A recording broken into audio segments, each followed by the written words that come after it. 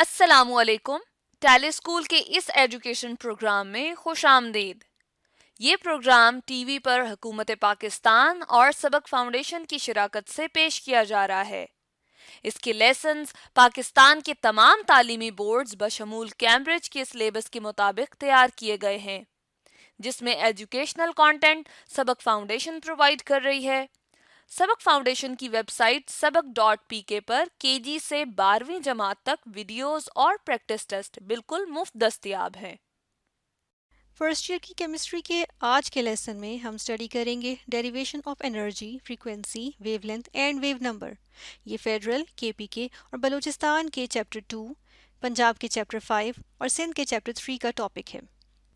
इस लेक्चर में हम बोवर्स मॉडल को यूज़ करते हुए energy expression for hydrogen atom derive करेंगे और इस एनर्जी एक्सप्रेशन के फ्रीक्वेंसी, वेवलेंथ और वेव नंबर के साथ रिलेशन भी स्टडी करेंगे। आज के लेसन और इससे मुंसलिक तमाम वीडियो लेक्चर्स को घर बैठ के देखने के लिए आप सबक.pk की वेबसाइट पे जा सकते हैं और वहां फ्री वीडियो लेक्चर्स के साथ साथ प्रैक्टिस टेस्ट भी मौजूद हैं, जिन्हें देखकर आप अपने कॉन्सेप्ट्स को पुख्ता कर सकते हैं और इम्तिहानात में ट्यूशन लिए बगैर शानदार नंबर हासिल कर सकते हैं। ये सब कुछ सबक.pk की वेबसाइट पर बिल्कुल मुफ्त दस्तयाब है। स्टूडेंट्स, हम देखेंगे कि एक इलेक्ट्रॉन जो रिवॉल्व कर रहा होता है न्यूक्लियस के अराउंड, उसकी एनर्जी क्या होती है। इसके लिए हम एक्सप्रेशन डिराइव करेंगे। इसके लिए हम एक एटम ले आते हैं। यहाँ पर हम एक जनरल एटम लेकर आएंगे और जिस तरह बोहर ने डिराइव किया था, तो ये एक हाइड्रोजन एटम हमारे पास आ गया, जिसके अंदर हम देख रहे हैं कि बीच में न्यूक्लियस है पॉजिटिवली चार्ज और उसके अराउंड और इसके अराउंड हम देख रहे हैं कि इलेक्ट्रॉन रिवॉल्व कर रहे हैं। अब इस इलेक्ट्रॉन की हम देखते हैं कुछ एनर्जी होगी, जो कि हम कहते हैं टोटल एनर्जी होगी, ठीक है। और हम देख लेते हैं कि ये एनर्जी हमारे पास क्या होती है। इस एनर्जी को हम देख लेंगे। यहाँ पे हम एनर्जी का एक्सप्रेशन ले आए कि ये हमारे पास टोटल एनर्जी होती है, सम ऑफ काइनेटिक एनर्जी और पोटेंशियल एनर्जी, ठीक है। इसमें से काइनेटिक एनर्जी के ई होती है, जो कि हम कहते हैं कि इलेक्ट्रॉन मूव कर रहा होता है, इस वजह से जो इसकी मूवमेंट की वजह से इसकी जो एनर्जी होती है उसको हम कहते हैं काइनेटिक एनर्जी, ठीक है। और के ई इसके लिए हमने शॉर्ट फॉर्म लिखी। जबकि हम पोटेंशियल एनर्जी को देखें तो एक न्यूक्लियस के अराउंड रिवॉल्व करते हुए हम देख रहे हैं कि ये न्यूक्लियस के अराउंड रिवॉल्व कर रहे हैं, तो पोटेंशियल एनर्जी होती है जो पोजीशन के रिस्पेक्ट से होती है, ठीक है। तो जब पोजीशन के रिस्पेक्ट से देखेंगे हम किसी भी ऑब्जेक्ट की energy with respect to position, तो उसको हम कहते हैं पोटेंशियल एनर्जी। और यहाँ पर हम देख रहे हैं कि ये जो हमारे पास इलेक्ट्रॉन है, इसका न्यूक्लियस से कितना डिस्टेंस है, ठीक है। तो इसको हम कह देते हैं कि ये जो है वो इसकी क्या आ जाती है कि ये जो इसके रिस्पेक्ट से, न्यूक्लियस के रिस्पेक्ट से जो इलेक्ट्रॉन की पोजीशन है, इसको हम क्या कह देते हैं, इसको हम कहते हैं कि ये हमारे पास आ जाती है potential energy of the electron, ठीक है ना। ये हमारे पास, तो इस तरह से टोटल एनर्जी हमारे पास आ गई। फिर अगर काइनेटिक एनर्जी के लिए देखें तो हमारे पास एक काइनेटिक एनर्जी के लिए एक्सप्रेशन होता है के ई इक्वल्स, यानी potential energy equals half M V square. ये इसके लिए जो है वो हमारे पास एक्सप्रेशन आ जाता है। और अब ऐसे करते हैं कि ये तो हमारे पास आ गया, और यहाँ पर ऐसे करते हैं इन इक्वेशंस को टैग कर देते हैं। इक्वेशन नंबर 1 आ गई है हमारे पास, ये इक्वेशन नंबर 2 आ गई। और फिर हम देखते हैं कि हमें काइनेटिक एनर्जी पता चल गई, जो कि हम इसमें इसकी वैल्यू पुट कर सकते हैं। पोटेंशियल एनर्जी क्या होती है, पोटेंशियल एनर्जी देखने के लिए हम देखेंगे, क्योंकि हमने कहा ना कि एनर्जी वो एनर्जी होती है पोटेंशियल एनर्जी जो कि पोजीशन की वजह से, तो पोटेंशियल एनर्जी को हमें डिराइव करना पड़ेगा थोड़ा सा इसके एक्सप्रेशन को। और इसके लिए हम क्या करते हैं, इसके लिए हम देखेंगे कि इलेक्ट्रॉन पोटेंशियल एनर्जी होती है कि कितना वर्क किया जाए, कितना काम किया जाए एक इलेक्ट्रॉन को इन्फिनिटी की वैल्यू से, इन्फिनिटी की पोजीशन से जो है वो उसको डिस्टेंस आर पे लाने की। अच्छा, यहाँ पर हम देख लेते हैं कि न्यूक्लियस से जो हमने यहाँ पर मेंशन किया है, ये डिस्टेंस बिटवीन न्यूक्लियस और इलेक्ट्रॉन है, ये क्या है, आर। तो हम कहते हैं कि कितना वर्क किया गया, कितना काम किया गया इस इलेक्ट्रॉन को इन्फिनिटी से। इन्फिनिटी एक ऐसी पोजीशन है जहाँ पे इलेक्ट्रॉन पे न्यूक्लियस का होल्ड जो है वो जीरो हो जाता है, तो इसकी वजह से हम कहते हैं यहाँ पर पोटेंशियल एनर्जी जो होती है वो क्या होती है, वो होती है जीरो। तो ऐसी जगह जहां पे पोटेंशियल एनर्जी जीरो हो, ठीक है, तो वहां से हम एक ऐसी जगह पे ले आते हैं जहां पे न्यूक्लियस और इलेक्ट्रॉन के दरमियान इंटरेक्शन होना शुरू हो जाए, और ये जो है वो डिस्टेंस आर कह देते हैं, ठीक है। तो ये जो डिस्टेंस ट्रेवल किया है ना इसने, यानी इन्फिनिटी से डिस्टेंस आर तक, तो इसको हम कहते हैं डी आर, ठीक है। ये इसने डिस्टेंस जो है वो ट्रेवल किया है या डिस्टेंस कवर किया है, ठीक है। तो वर्क क्या होता है कि वो फोर्स वर्क जो हमने काम किया उसको अगर हम फर्दर देखें तो वो क्या होता है, काम किस तरह से होता है कि हम फोर्स लगाते हैं किसी ऑब्जेक्ट को एक डिस्टेंस, एक पॉइंट से, एक पोजीशन से दूसरी पोजीशन तक मूव करने के लिए। ठीक है।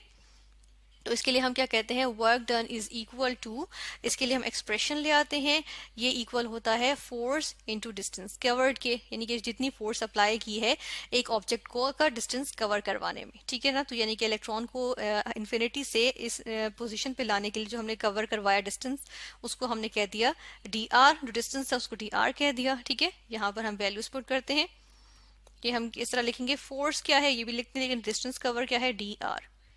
अब फोर्स कितनी लगी है, क्योंकि न्यूक्लियस और इलेक्ट्रॉन का इंटरेक्शन है, तो यहाँ पर Coulomb's law of electrostatic force of attraction के अकॉर्डिंग जो है वो यहाँ पे फोर्स लगेगी। और वो कितनी लगती है उसको हम देख लेते हैं। यहाँ पे वो हमारे पास आ गए जी ई स्क्वायर, ठीक है, divided by 4 pi epsilon not, और नीचे आ जाएगा आर स्क्वायर भी आ जाएगा। ठीक है। तो ये वही वैल्यू है, अगर हम रिकॉल करें, जो हमने डिराइव की थी लास्ट लेक्चर में, कि इसमें हमने जो है वो कूलम्स लॉ को जब डिराइव किया था, तो ये हमारे पास वैल्यू आ गई। ठीक है। अब ये क्या है, वर्क डन।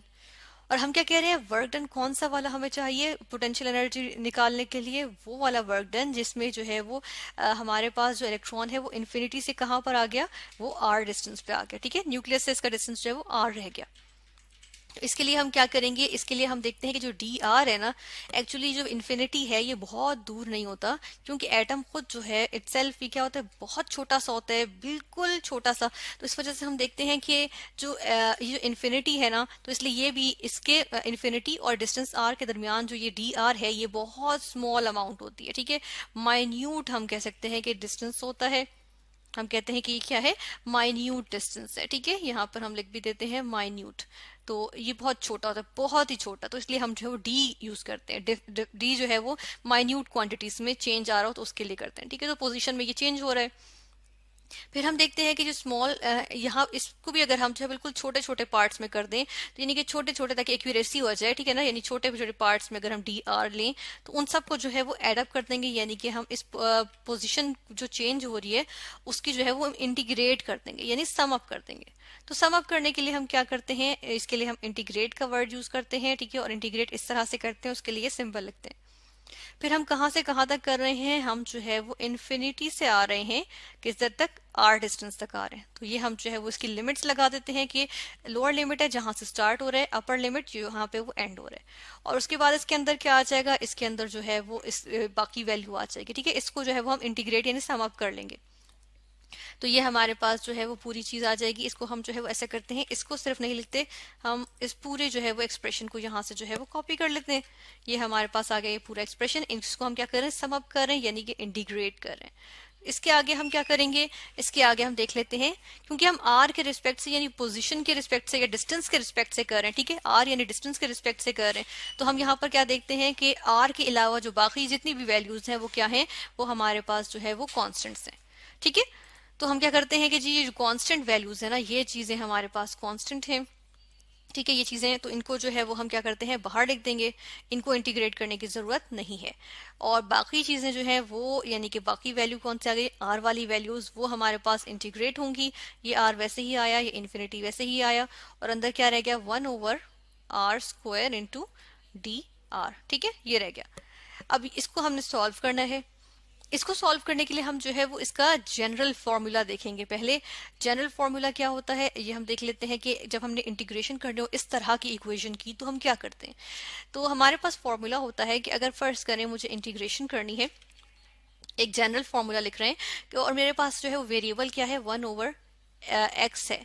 अब पार्ट जिस तरह यहाँ पे स्क्वायर है ना, तो फर्स्ट करें मेरे पास पार्ट जो है वो n है, तो इसकी मैंने अगर वैल्यू निकालनी है, और यहाँ पर जो है वो डी एक्स है, जिस तरह यहाँ डी आर है इस तरह यहाँ डी एक्स है। तो ये एक्स जो है वो हमारे पास कुछ जनरली कोई एक वेरिएबल है, जिस तरह आर यहाँ पर वेरिएबल है। तो यहाँ पर हम देखते हैं कि ये क्या बन जाता है, ये हमारे पास कुछ इस तरह से बन जाता है कि एक्स माइनस एन प्लस 1। ठीक है। ये पावर में आ गया एक्स की, और नीचे क्या आ जाएगा, divided by minus N plus 1, यानी कि जो यहाँ लिखा है ना -n+1, यही नीचे भी आ जाएगा। अच्छा, यहाँ पर देखेंगे कि अगर यहाँ पर लिमिट लगी हुई हो, फॉर एग्जांपल मैं यहाँ पर लिमिट लगा दूं, क्या क्या लिमिट होगी, जिस तरह से फर्ज करें यहाँ पर मैं लिमिट लगा देती हूँ 1 से लेके 2 तक। ठीक है, इस तरह यहाँ तो हमने इन्फिनिटी से r तक लगाई है ना, तो हम क्या करेंगे, इसको यहाँ से लाइंस लगाएंगे और यहाँ लिखेंगे इसकी लिमिट्स। फिर लिमिट्स को किस तरह से करते हैं कि लिमिट्स जो है वो फिर हम किस तरह लगाते हैं वो हम इसी में डायरेक्ट देखेंगे। ठीक है, आर की वैल्यूज में अभी हम क्या करते हैं कि देखते हैं कि आर के साथ अब जो है वो हमने क्या करना है। आर के साथ क्या होगा, यहाँ पर चले हम साथ में लिख देते हैं कि पोटेंशियल एनर्जी के लिए जो है वो हम जो है वो एक्सप्रेशन निकाल रहे हैं। तो यहाँ पर किस तरह से आएगा कि जो कांस्टेंट वैल्यू है वो तो इसी तरीके से आ जाएगी। नेक्स्ट हमने आर 1/r² को देखना है, तो स्क्वायर की जगह क्या है n, x की जगह r आ गया, चलें r लिख दिया। n जो है वो क्या है 2 है, तो यह आ गया -2 + 1 डिवाइडेड बाय -n+1 यानी कि -2 + 1। ठीक है, ये आ गया। अब इसको यहाँ पर इस तरह से लगा देते हैं, और ये सॉरी यहाँ पर इस तरह से नहीं आएगा, यहाँ पर क्या आएगा, यहाँ पे हमारे पास जो है वो लिमिट्स आएंगी। तो ये ऊपर r आ गई अपर लिमिट और ये लोअर लिमिट हमारे पास इन्फिनिटी। अब देखिए -2 + 1 क्या हो जाता है, ये हमारे पास हो जाता है -1। ठीक है ना, -1 बन गया ना। और ये जो -1 है अगर इसको हम देखें तो ये क्या होता है, एक माइनस साइन ही है। अगर देखा जाए 1 तो हम यूजुअली नहीं लिखते, तो हम क्या करते हैं इस माइनस साइन को बाहर ही ले जाते हैं, यानी कि कहाँ ले जाते हैं, हम यहाँ पर लगा देते हैं। ठीक है, ठीक है। अब उसके बाद क्या करेंगे, इसके बाद अब हम जो है वो इसकी जो लिमिट्स हैं इनको देख लेते हैं। यहाँ पे वापस हम जो है वो अपनी लेकर आएंगे कांस्टेंट वैल्यू, और उसके बाद जो लिमिट्स हैं उनको देख लेते हैं कि ये अब ये जो r⁻² -2 + 1 है ना, ये क्या बन जाएगा। इसको देख लेते हैं, -2 + 1 हमने कहा -1, तो r -2 + 1 का मतलब आ गया r-1, और r-1 का मतलब क्या होता है 1/r। तो ये हमारे पास वैल्यू आ जाएगी, यहाँ पर हम लिखते हैं 1/r, और ये लिमिट्स इसकी अभी भी मौजूद हैं, हमने लिमिट्स को भी नहीं खोला। ठीक है, इस तरह से आ गया। अब इसके आगे क्या करते हैं प्रोसीजर, इसके आगे प्रोसीजर ये होता है कि इसको हम जो है यहाँ पर लेकर आएंगे वापस, ये कॉन्स्टेंट्स वैसे ही आ जाएंगे, माइनस साइन है साथ, यहाँ पर वापस लगाए थे माइनस साइन भी मौजूद है। और ये जो 1/r है इसको हम किस तरह लिखेंगे, सबसे पहले मैं लिखूंगी अपर लिमिट। ठीक है, अपर लिमिट किस तरह है, 1/r है ना, इस r की जगह मैं अपर लिमिट की वैल्यू डालूंगी। अपर लिमिट की वैल्यू r है, तो ये 1/r आ गया, माइनस लोअर लिमिट। अब 1/r जो है इस r की जगह मैं लोअर लिमिट डालूंगी जो कि इन्फिनिटी है, तो यहाँ पर आ गया इन्फिनिटी। ठीक है, अब हम जो है वो लिमिट का सिंबल हटा देंगे जो हमने लगाई थी, हमने जो लाइंस लगाई हुई थी। तो अब हम देख रहे हैं कि 1/∞ क्या होता है, ये तो होता है 0, 1/∞। ठीक है ना, तो यहाँ पर हम क्या लिखेंगे, हम देखते हैं ये 0 आ जाएगा। तो जब यहाँ पे हमारे पास क्या चीज आ जाए, यहाँ पे हमारे पास जो है वो 0 आ जाए, तो 1/r -0 या एनीथिंग -0 इज वही नंबर आ जाता है। तो यहाँ पर क्या हो जाएगा, यहाँ पर जो है वो हमारे पास 1/r रह जाएगा। अब 1/r को मैं इस वैल्यू के साथ मिलाकर लिखूं तो किस तरह से लिख सकती हूँ, यहाँ पर आ जाएगा कि r इस तरह से आ जाएगा आगे। ठीक है, और ये हमारे पास जो है वो क्या बन गया, ये आ गया पोटेंशियल एनर्जी का एक्सप्रेशन। ये पोटेंशियल एनर्जी का एक्सप्रेशन आ जाता है, इस इक्वेशन को भी हम टैग कर देंगे। ठीक है, जिस तरह ऊपर हमने क्या किया था, ये हमारे पास जो इक्वेशंस थी, इक्वेशन नंबर 1 थी, फिर 2 थी, फिर इसको चले हम जो है वो इक्वेशन 3 कह देते हैं। तो अब हमारे पास जो है वो इक्वेशन 4 आ गई। ठीक है, ये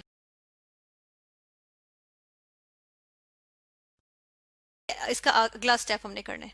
अब क्या करेंगे, इसके अंदर हम काइनेटिक एनर्जी की अगर वैल्यू पुट करें तो वो हमारे पास क्या आ चुकी है, ये है 1/2 mv²। ठीक है, और पोटेंशियल एनर्जी की क्या आ गई है, ze² डिवाइडेड बाय 4πε0r। ठीक है, और ये माइनस के साथ है, और बीच में क्या है हमारे पास, दोनों चीजें ऐड हो रही हैं, तो ये ऐड हो रही हैं। ठीक है, अब इसको हम इस तरह से लिख देते हैं। अब देखें प्लस इंटू माइनस जो है वो माइनस हो जाएगा, तो हम इसको किस तरह से लिख सकते हैं, हम इसको लिख सकते हैं इस तरह से कि ये सिर्फ हमारे पास माइनस साइन रह जाएगा। ठीक है, प्लस इंटू माइनस माइनस हो गया, ये हमारे पास जो है वो एनर्जी के लिए एक्सप्रेशन आ गया। ऐसे करते हैं, एनर्जी के लिए हम ई इस तरह से लिख देते हैं। ठीक है, तो ये अब इसको भी टैग कर देते हैं, इस इक्वेशन को हम इस इक्वेशन को नाम दे देते हैं इक्वेशन नंबर 5। अब इसके आगे हम क्या करते हैं कि जी वेलोसिटी जो है वो हम, क्योंकि उसको निकालना थोड़ा मुश्किल है, हम इसके फैक्टर को, वेलोसिटी के फैक्टर को रिमूव ही कर देते हैं। तो हम ऐसा करते हैं कि एक्सप्रेशन जो हम जब हमने रेडियस को डिराइव किया था ना, तो हमने mv² के लिए एक जो है वो एक्सप्रेशन हमारे पास आया था, हम उसको देख लेते हैं और उसमें से हम mv² की वैल्यू पुट कर देते हैं। ठीक है, ये हमने जो है वो क्या किया था, इसको हमने जो है वो सेंट्रीपिटल फोर्स यानी वो फोर्स जो कि इलेक्ट्रॉन को कर्व पाथ में मूव करने पे मजबूर करती है, क्योंकि ये हमारे पास इसके लिए एक्सप्रेशन है, और इसको हमने इक्वेट किया था इलेक्ट्रिक फोर्स के एक्सप्रेशन के साथ, ठीक है, तो ये मौजूद है हमारे पास। तो इनको जब हमने इक्वेट किया था तो हमने देखा था कि क्या हुआ था कि ये जो है इन दोनों को इक्वेट करने पे आर एक तरफ से कैंसिल हो गया था, तो ये आर जो है वो क्या हुआ, एक तरफ से कैंसिल हो गया और दूसरी तरफ से इसका स्क्वायर जो है वो कैंसिल हुआ है। ये इस तरह से हमारे पास जो है वो एक्सप्रेशन आ गया था। इसको हम थोड़ा सा ठीक करके लिखते हैं, ये हमारे पास इसके लिए एक्सप्रेशन आ गया था। तो अब हम क्या देख रहे हैं, अब जो ये वैल्यू है इस ये हमारे पास एम वी स्क्वायर की वैल्यू है, तो इसको जो है वो हम क्या करते हैं वहां पर प्लेस कर देते हैं, ठीक है, जो हम करंट हमारी डेरिवेशन है, तो इसको हमने किया यहाँ पर प्लेस, और ये आ गई M V square is equal to G square, जो भी हमारे पास पूरी ये वैल्यू है। अब क्या करेंगे, इसको हमने यहाँ से जो है वो प्लेस कर देना है, इसकी जगह, इस एक्सप्रेशन की जगह हमने ये वाली जो है वो फैक्टर डाल देना है, ठीक है, तो ये हम कर देते हैं। इसको करने के लिए हम क्या करेंगे, ये हम यहाँ पर जो है वो लिखेंगे ई इक्वल्स हाफ आ जाएगा, ठीक है, और एम बी स्क्वायर की वैल्यू क्या है, g e square divided by 4 pi epsilon naught r. फिर बाकी आगे जो ये वाला फैक्टर है इसको हम पूरा इसी तरीके से लिख देंगे, ठीक है, तो इसको हम यहाँ से कॉपी कर लेते हैं, ऐसे करते हैं, तो ये हमने कॉपी करके यहाँ पर लिया है। अब क्या है, अब इसको अगर हम देखें तो 2 into 4 क्या हो जाएगा, हमारे पास 8 हो जाएगा, तो हम डायरेक्ट यहाँ पर यही लिख देते हैं कि ये हमारे पास यहाँ पर क्या आ जाएगा, 8। ये हमारे पास एक्सप्रेशन बन गया टोटल एनर्जी के लिए। अब इसको हम फर्दर सॉल्व करेंगे, इसके अंदर से हम देख लेते हैं कि इसका हम नीचे की जो हमारे पास वैल्यू है ना, इसका हम ले लेते हैं एलसीएम। तो ये आ जाएगा, एलसीएम क्या आएगा, इसका एलसीएम आ जाएगा 8 पाई एप्सिलॉन नॉट आर, ठीक है, और फिर यहाँ पर क्या आएगा, ये ऊपर वाली वैल्यू तो वैसी की वैसी आ जाएगी, और ये वाली वैल्यू थोड़ी सी चेंज होगी, ये हो जाएगी हमारे पास -2, और ये साथ में क्या आएगा ये देख लेते हैं हम, जी ई स्क्वायर, ठीक है, ये हमारे पास जो है वो टोटल वैल्यू आ गई। अब देखें अगर ये 1 है, ये 1 जी ई स्क्वायर है, -2 जी ई स्क्वायर, तो ये क्या बन जाएगा, माइनस जी ई स्क्वायर, तो ये यहाँ पे क्या वैल्यू आएगी, -g e square divided by 8 pi epsilon naught r. ये चीज आ गई, और ये क्या है, एनर्जी के लिए। तो ऐसा करते हैं कि हम इसको जो है वो किस तरह से लिखेंगे, हम नीचे ले आते हैं, इसको नीचे ले आते हैं, नीचे किस तरह से लाएंगे, ये हम नीचे ले आए इसको, और एनर्जी जो है ये एनर्जी का एक्सप्रेशन है, और इसके लिए हम देखते हैं कि ये हमारे पास इक्वेशन नंबर कौन सी बन गई, ये हमारे पास इक्वेशन नंबर जो है वो 6 बन गई। अच्छा, ये जो वैल्यू आई है, अब इसमें क्या कर लेते हैं, इसमें जो है हम आर की वैल्यू प्लेस कर लेते हैं, ठीक है, आर की वैल्यू, ताकि हमारे पास ये मजीद सिंप्लीफाई हो जाए। हमने आर जो है यानी रेडियस जो है वो क्या किया था, वो हमने जो है वो डिराइव किया था, इससे लास्ट लेक्चर में हमने उसको यानी रेडियस को डिराइव किया था, तो हम यहाँ पर रेडियस की वैल्यू ले आते हैं। ये हमारे पास रेडियस की वैल्यू है जो हमने लास्ट टाइम डिराइव की थी, ठीक है, और इसको हम क्या करेंगे, इसको हम जो है वो इसमें इनकॉर्पोरेट कर देंगे आर की जगह, आर को यानी कि सब्स्टिट्यूट कर देंगे। तो चले हम देख लेते हैं कि ये किस तरह से होगी। इसको थोड़ा सा ऐसे करते हैं, यहाँ करके लिखते हैं ई इक्वल्स, और ये आ जाएगा -जी ई स्क्वायर, ऐसे ही आ जाएगा, divided by 8 pi epsilon not, ऐसे ही आ जाएगा। उसके बाद आर की वैल्यू पुट करेंगे तो आ जाएगी n स्क्वायर एच स्क्वायर, ठीक है, ये आ गया। उसके बाद जो है वो डिवाइड करेंगे किससे, यहाँ पे क्या हो जाएगा, स्क्वायर हो जाएगा, ठीक है ना, और उसके बाद फिर क्या है, इसके नीचे डिवाइड हो रही है, जो चीज इसके नीचे डिवाइड होगी डेफिनेटली वो ऊपर चली जाएगी, तो हम डायरेक्ट ऊपर ही लिख देते हैं, क्योंकि डिनोमिनेटर के डिनोमिनेटर में कोई चीज है तो वो न्यूमरेटर में चली जाती है। तो वो जी है, तो जी इंटू जी क्या हो जाएगा, स्क्वायर हो जाएगा। ई का स्क्वायर है, ई का स्क्वायर इंटू ई का स्क्वायर क्या हो जाएगा, E4 हो जाएगा, ठीक है, E4 आ गया। फिर पाई है, पाई लिख देते हैं, और m है तो चलें m भी लिख दिया, ठीक है। तो ये हमारे पास एक जो है वो वैल्यू आ गई। अब कुछ कैंसिलेशंस हैं वो देख लेते हैं। सब पाई जो है वो पाई से कैंसिल हो जाएगा, तो यहाँ पर हमने इसकी कैंसिलेशन कर दी। अब इसको थोड़ा अरेंज करके लिख देते हैं, यहाँ पर अरेंज करके किस तरह से लिखेंगे, ई इक्वल्स, ये हमारे पास इसकी वैल्यू आ गई। अब ये जो वैल्यू है इसमें से हम देख लेते हैं कि यहाँ पर जो है हम देख रहे हैं कि n के अलावा ये जो n हमारे पास वैल्यू, ये n जो है वैल्यू है या फैक्टर है, इसके अलावा सारी चीजें जो है वो हमें नोन होती हैं। एक इलेक्ट्रॉन के लिए बाकी सारी चीजें हमें पता होती हैं, ठीक है ना। अगर हम इनको यहाँ पर इनकी वैल्यूज की निशानदही भी कर देते हैं, तो इसके लिए हम पहले तो ये करते हैं कि इसको थोड़ा सा इस तरह मॉडिफाई करेंगे, किस तरह से कि एच स्क्वायर तो यहाँ पर आ गया, और जो n है ना, ऐसा करते हैं इसको यहाँ पर लिख देते हैं 1/n², क्योंकि ये एक ऐसी वैल्यू है जो हमें जो है वो डिफरेंट डिफरेंट पुट करनी होंगी। ये बाकी सारी चीजें तो कांस्टेंट हैं, और कि इनकी वैल्यूज क्या हैं वो हम देख लेते हैं। ये हमारे पास वैल्यूज आ गई, किसकी वैल्यूज आ गई हैं, डिफरेंट जो यहाँ पे हम वैल्यूज पुट कर रहे हैं, जो हम यहाँ पे कांस्टेंट्स पुट कर रहे हैं, ठीक है। जिस तरह n अगर सबसे पहले देखें तो ये हमारे पास क्या है, नंबर ऑफ ऑर्बिट है, ठीक है। तो ये नंबर ऑफ ऑर्बिट, और ये तो चेंज होता रहेगा, तो ये जो है हम इसको साइड पे कर दिया। नेक्स्ट हमारे पास एच, जो ये h² है, इसको हम प्लैंक्स कांस्टेंट कहते हैं। इसकी वैल्यू हमारे पास एक प्रॉपर मौजूद है, ये एक कांस्टेंट है। इसको परमिटिविटी कहते हैं, और नॉट वाला जो है वो वैक्यूम के लिए होती है, यानी कि फ्री स्पेस के लिए, ठीक है, ये भी